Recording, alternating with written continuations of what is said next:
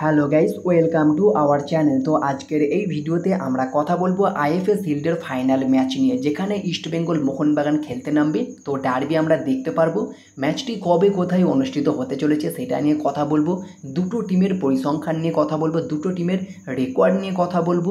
এই ম্যাচে কোন টিম জিততে পারে, মোহনবাগান কোন ফরমেশনে যেতে পারে, কী পরিবর্তন করতে পারে, কেমন লাইন আপ নিয়ে নামতে পারে, সব কিছু ডিটেলসে আলোচনা করব। তো ভিডিওটা ইন্টারেস্টিং হবে, শেষ পর্যন্ত দেখতে থাকো। আর আমাদের এই চ্যানেলে যারা প্রথমবার এসেছো তারা অবশ্যই সাবস্ক্রাইব করে পাশের বেল আইকনটিকে অল প্রেস করে দিও, তাহলে পরবর্তী ফুটবল রিলেটেড যে সমস্ত আপডেট তোমরা একদমই মিস করবে না। তো চলো শুরু করা যাক। ফার্স্ট অফ অল আমরা কথা বলে নেব আইএফএ শিল্ডের ফাইনাল ম্যাচ নিয়ে। তো আইএফএ শিল্ডের ফাইনালে মুখোমুখি হতে চলেছে ইস্টবেঙ্গল এবং মোহনবাগান। ডার্বি ম্যাচ হতে চলেছে। তো এই ম্যাচটি কবে কোথায় অনুষ্ঠিত হতে চলেছে? তো আইএফএ শিল্ডের ফাইনাল মানে কলকাতা ডার্বি অনুষ্ঠিত হতে চলেছে 18ই অক্টোবর সন্ধ্যে 6টা থেকে বিবেকানন্দ জওহরলাল ক্রীড়াঙ্গন স্টেডিয়ামে হতে চলেছে। আর এই ম্যাচের লাইভ টেলিকাস্ট নিয়ে যদি আমরা কথা বলি, এই ম্যাচের লাইভ টেলিকাস্ট তোমরা SSEN অ্যাপে তোমরা দেখতে পারবে, তাছাড়া অন্য কোনো জায়গায় লাইভ দেখানো হচ্ছে না। তো যদি আমরা দুটো টিমকে নিয়ে আলোচনা করি, খাতায় কলমে দুটো টিমই কিন্তু হাড্ডাহাড্ডি টিম। দুটো দলই কিন্তু খুবই শক্তিশালী দল। দুটো টিমই আইএফএ শিল্ডে দুর্দান্ত পারফরমেন্স করেছে।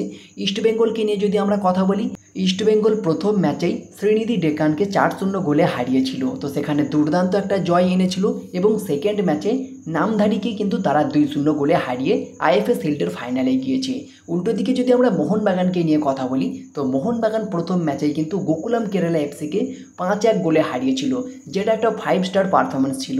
আর লাস্ট ম্যাচ মানে ইউনাইটেড স্পোর্টস ক্লাবকে কিন্তু তারা 2-0 গোলে হারিয়েছে। তো অবশ্যই দুটো টিমের একটা হাড্ডাহাড্ডি লড়াই আমরা দেখতে পাচ্ছি ইস্টবেঙ্গল মোহনবাগানের। তো এখানে দুটো টিমই কিন্তু 50-50 থাকবে।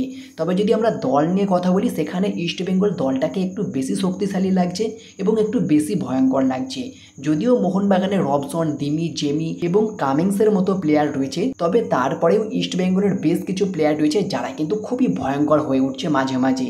বিশেষ করে মিগুয়েল এবং আব্দুল রশিদ, বিপিন, হামিদ আহদাদ, তারা কিন্তু খুবই ভয়ঙ্কর হয়ে উঠছে মাঝে মাঝে। যে কোনো মুহূর্তে গোলের সুযোগ তৈরি করে ফেলছে এবং দুর্দান্ত আক্রমণাত্মক ফুটবল খেলছে। তো অবশ্যই ইস্টবেঙ্গলে কিন্তু এই মরশুমে ডার্বি অলরেডি দুটো জিতে আছে এবং আইএফএ শিল্ডেও তারা জিততে চাইবে। ডার্বি এবং শিল্ড দুটোই জিততে চাইবে। উল্টো দিকে মোহনবাগান তারাও কিন্তু চাইবে ডার্বি এবং শিল্ড দুটোই জিততে। তো হেড টু হেড রেকর্ড অনুযায়ী মোহনবাগান ইস্টবেঙ্গলের থেকে এগিয়ে থাকলেও তবে এই মরশুমের দুটো ডার্বিতেই কিন্তু এখনও পর্যন্ত ইস্টবেঙ্গল জয় পেয়েছে, মোহনবাগান কোনো প্রকার জয় পায়নি। তো যদি আমরা দুটো টিমের শক্তিশালী পয়েন্ট নিয়ে কথা বলি, তো সেখানে অবশ্যই মোহনবাগানের জন্য শক্তিশালী পয়েন্ট হতে চলেছে রবসন এবং দিমির জুটিটা, এবং আপফ্রন্টে ম্যাকলারেনের মতো প্লেয়ার, সাথে ডিফেন্সে মেহতাব এবং টম আলড্রেডের মতো যুগলবন্দি। তো সেগুলো অবশ্যই মোহনবাগানের জন্য মেন এবং শক্তিশালী পয়েন্ট। আর উল্টো দিকে আমরা ইস্টবেঙ্গলকে নিয়ে যদি কথা বলি, ইস্টবেঙ্গলের মাঝমাঠটা খুবই শক্তিশালী, যেখানে সল ক্রিসপো, আব্দুল রশিদের মতো প্লেয়ার রয়েছে, মিগুয়েলের মতো প্লেয়ার রয়েছে, আপফ্রন্টে হামিদ আহদাদের মতো প্লেয়ার, বিপিন সিংয়ের মতো প্লেয়ার রয়েছে, যারা যে কোনো মুহূর্তে খুবই ভয়ঙ্কর হয়ে উঠতে পারে এবং খুবই শক্তিশালী একটা দিক ইস্টবেঙ্গলের মাঝমাঠ, যেখানে মিগুয়েল, সল ক্রিসপো, আব্দুল রশিদের মতো প্লেয়ার রয়েছে। তো সেখানে অবশ্যই মাঝমাঠের লড়াইয়ে কিন্তু ইস্টবেঙ্গল একটু হলেও এগিয়ে থাকবে।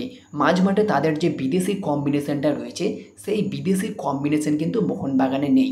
মোহনবাগানে কিন্তু একটা ইন্ডিয়ান মিডফিল্ড কম্বিনেশন রয়েছে, আপুইয়া, অনিরুদ্ধ থাপা, অভিষেক সূর্যবংশী, তাদের মতো প্লেয়ারকে পাবে মোহনবাগান। তো এই জায়গায় দেখার এটাই হবে ইস্টবেঙ্গলের বিদেশি কম্বিনেশনকে কীভাবে ভেঙে চুরে তছনছ করে গোলের সুযোগ তৈরি করে মোহনবাগান। উল্টো দিকে ইস্টবেঙ্গল তারাও কিন্তু খুবই ভয়ঙ্কর এবং আক্রমণাত্মক ফুটবল খেলে, তারাও কিন্তু মোহনবাগানের ডিফেন্সকে যে কোনো মুহূর্তে ভেঙে তছনছ করতে পারে। তো দেখা যাক, এই ডার্বিটা কিন্তু 50-50 হবে। তোমাদের কি মনে হয় ডার্বির রং কী হতে পারে, লাল হলুদ নাকি সবুজ মেরুন, সেটা তোমরা কমেন্টে জানিও। এরপরে যদি আমরা কথা বলি মোহনবাগান কোন ফরমেশনে যেতে পারে, তো মেবি 4-2-3-1 এই ফরমেশনে যেতে পারে, কোনো প্রকার পরিবর্তন নাও আসতে পারে। তো লাস্ট ম্যাচে যে লাইন আপটা আমরা দেখেছিলাম, গোলকিপারে কিন্তু সৈয়দ জাহিদ এসেছিল। তো সেখানে অবশ্যই ডার্বির মতো ম্যাচে বিশাল কায়েতকেই সুযোগ দেওয়া হবে এবং শুরু থেকে তিনিই খেলবেন। তো যদি আমরা 4-2-3-1 ফরমেশনে মোহনবাগানের লাইন আপ নিয়ে কথা বলি, তো গোলকিপারে অবশ্যই বিশাল কায়েত, 4 জন ডিফেন্সে, লেফট ব্যাকে অভিমিতেই, রাইট ব্যাকে আশিস রায় এবং 2 জন সেন্টার ব্যাকে মেহতাব সিং সঙ্গে টম আলট্রেড।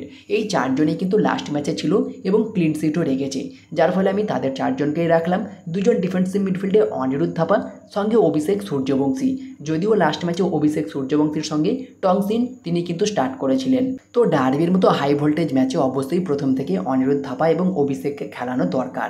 আর লেফট উইং থেকে রবসন রবিনো তার প্রপার পজিশন, এবং রাইট উইং থেকে মনবীর অথবা কিয়ান যে কেউ স্টার্ট করতে পারে, তবে মনবীরকে খেলালেই বেটার হবে। এবং অ্যাটাকিং মিডফিল্ডার বা নাম্বার 10 পজিশনে দিমিত্রি খেলবেন ফলস নাম্বার 9 হিসাবে, ঠিক আপফ্রন্টে স্ট্রাইকারের একটু পিছন থেকে। আর আপফ্রন্টে স্ট্রাইকারে জেমি ম্যাকলারেন অথবা জেসন কামিংস যে কেউ স্টার্ট করতে পারে, তবে মেবি জেমি ম্যাকলারেন প্রথম থেকেই স্টার্ট করতে পারে।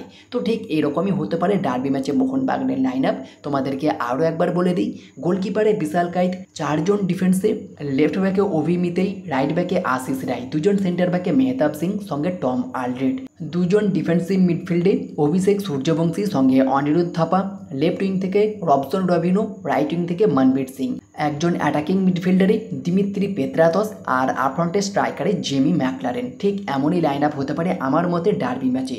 তোমাদের মতে মোহনবাগানের লাইন আপ কেমন হতে পারে ডার্বি ম্যাচে, সেটা তোমরা কমেন্টে জানিও। তো এই ছিল আজকের ভিডিওটি ভালো লাগলে লাইক শেয়ার কমেন্ট করে আমাদের চ্যানেলটিকে সাবস্ক্রাইব করে পাশের বেল আইকনটিকে অল প্রেস করে দিও, তাহলে পরবর্তী ফুটবল রিলেটেড যে সমস্ত আপডেট তোমরা একদমই মিস করবে না। তো দেখা হচ্ছে নেক্সট ভিডিওতে।